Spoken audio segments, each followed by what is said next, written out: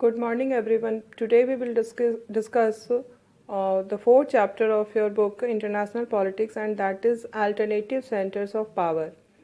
This chapter deals with the alternative centers of economic and political power.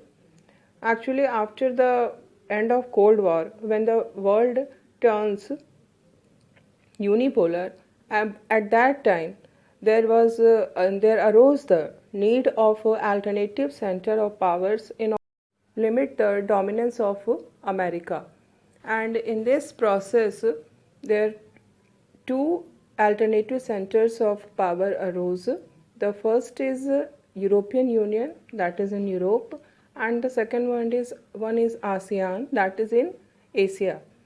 And in this context, one more alternative center of power need to be discussed, and that is China. So in this chapter we will deal with these three alternative centers of power: European Union, ASEAN and China. Before Second World War, the world was under the dominance of Britain, and the most prosperous continent was Europe. But during the Second World War, the things changed drastically, and the condition of Europe, especially the economic condition of Europe, underwent a huge loss. The America and USSR arose as the superpowers, and the condition of Europe became highly deplorable.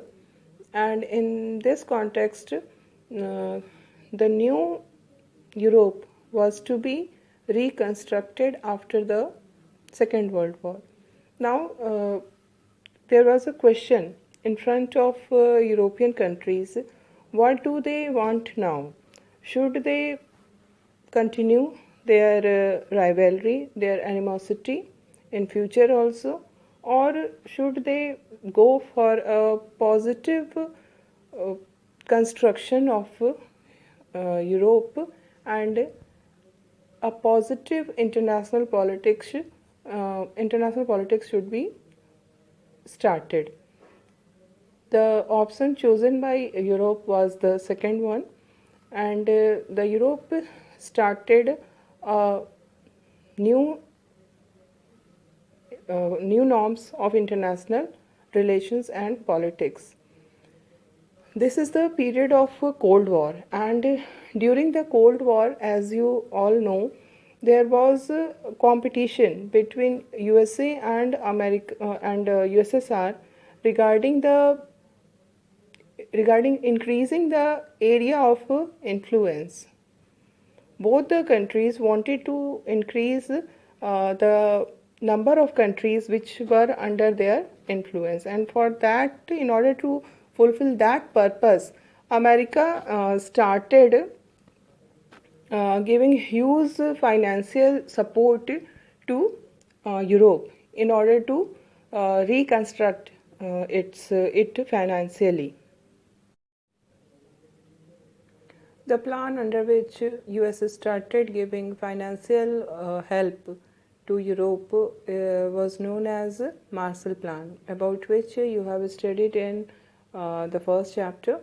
And by this time, US has also started for the formation of military organization, that is NATO, North Atlantic Treaty Organization, and in this way a new politics has started at the international level, and the countries of Western Europe were under the influence of America, and reconstruction of Europe was started. In 1948, the Organization for European Economic Cooperation was established under the Marshall Plan in order to channelize the aid, US aid, to the Western European countries. And this Organization for European Economic Cooperation became a forum where the countries of Western Europe started cooperating on the trade and economic issues. In 1949, a Council of Europe was established, and this was a step towards the political cooperation among the Western European.